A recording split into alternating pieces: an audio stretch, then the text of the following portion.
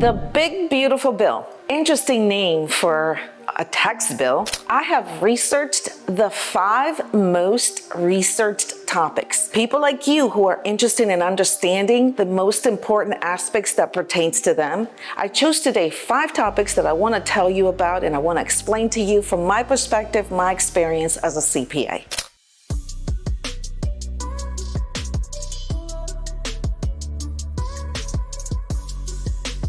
No tax on tips. Of course, a lot of people want to know about this. $12,500 exemption on a single filer, $25,000 exemption for joint filers. So what does it really mean for you? There is no income limit, and that's very nice to know because many times they start phasing it out. So if you are a server, if you're in an industry where you are getting tips, you can exclude $12,500 as a single filer, $25,000 as a joint filer. Let's keep in mind, payroll taxes are going to be paid.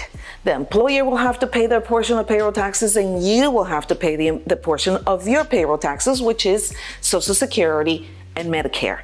This will get automatically taken out and these tips are going to show on your W-2 and then you're going to be able to take advantage of that deduction. Make sure your employer knows about this. They're claiming it to be able to take the deduction. You may have some exemptions once the new forms come out, but it is preferred that you do it that way. That way they take the Social Security and Medicare at the time that you get paid or you've received this money, and it's all paid up and no surprises at the end of the year. Remember, up to $12,500 for single filers, $25,000 for married. So what does that mean? Let's say you made $6,000 in tips, you get to deduct $6,000 from your income, which is going to show on your W-2. So if you made $46,000, you take the $6,000 from tips on your tax return as a deduction because of this new law, and now your taxable income is $40,000. You just exempted the $6,000 that you made in tips.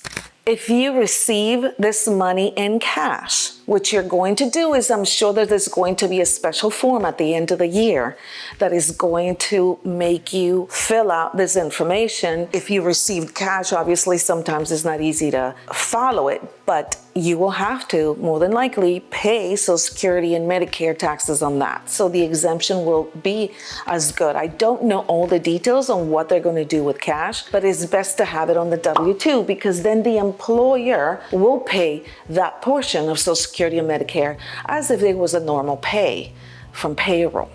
How does the employer know how much money in tips you made? Normally, today, we have a lot of credit cards that are getting paid in the restaurant industry. They know your tips through that way, and most employers at the end of the day, they tell you how much did you get in cash. So that is how they're going to know your tips and how you're going to know and keep track of what is adding up towards this deduction.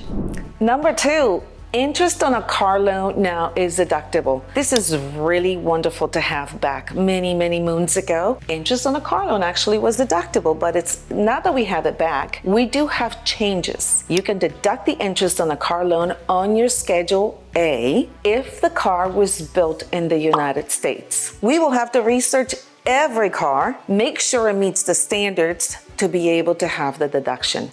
This is going to help those who have the higher Schedule A's above the standard deduction. The standard deduction, depending on singles and marrieds, is going to be different. So check out what the standard deductions is. Look at your Schedule A in total, and this may actually make a big difference as long as you've done your research where your car was made and it meets the standards to claim it on Schedule A. Are you 65 or over? Well, if you are, there's some good news with the good, beautiful tax bill.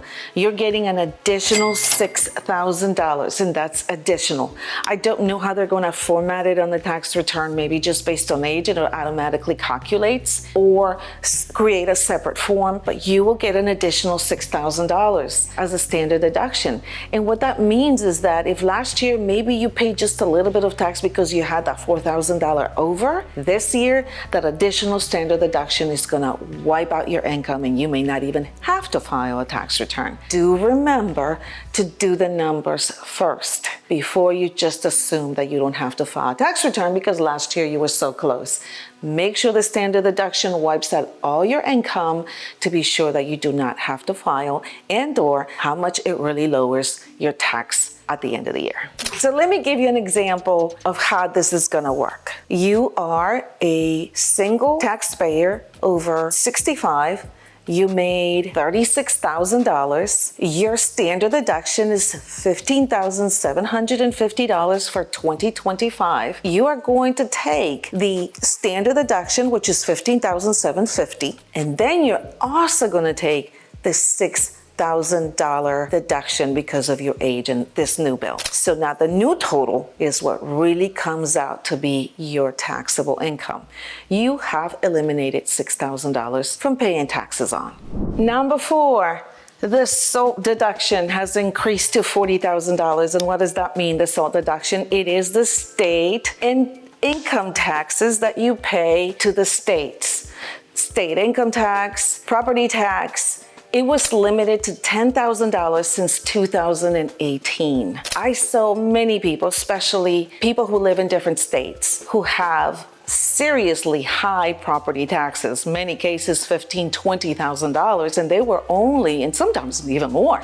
And now with this new bill, they can actually deduct up to $40,000. It may not provide full relief, but it certainly provides a good amount of relief for a lot of people who in other states, their state income tax added with their property taxes many times goes over $40,000. But this is a great start to help people in many states that need help with state income tax deduction and property tax deduction.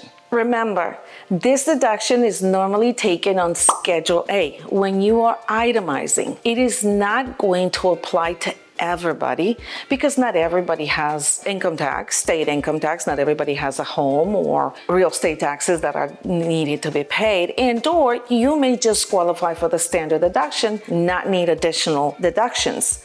But if you're going over the standard deduction and you have state income tax and you have state property taxes, this is a very important thing to remember. This is so much more than it has been in the past.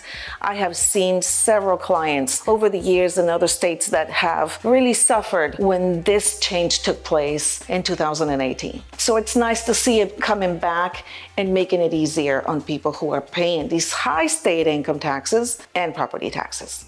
Last but not least, number 5, it's a very, very important one. Exclude up to $12,500 of overtime. It kind of makes sense. We have punished people. You make more money, we're going to tax you more.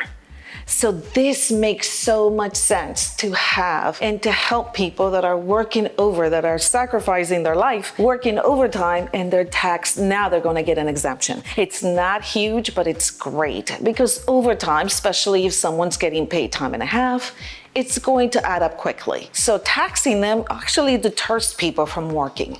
So now we've got up to $12,500 that you can deduct of overtime. Your pay stubs are going to say it. Your employer is going to keep track of that, especially because they're paying you time and a half. So this is going to come in really, really handy for those who work overtime. Remember, this is a great thing to do, deduct this coming year. I really like this bill and the changes. There's a lot of good things that I could see that could make a big difference on many of my current clients. I want to know what you think. What's going to help you the most? Write it in the comments. Let me know. Did I miss something? Can I help you clear something out on this bill? Because this is going to make a big difference this year for a lot of people. So let me know if you like this video, comment, subscribe, and we will see you next time.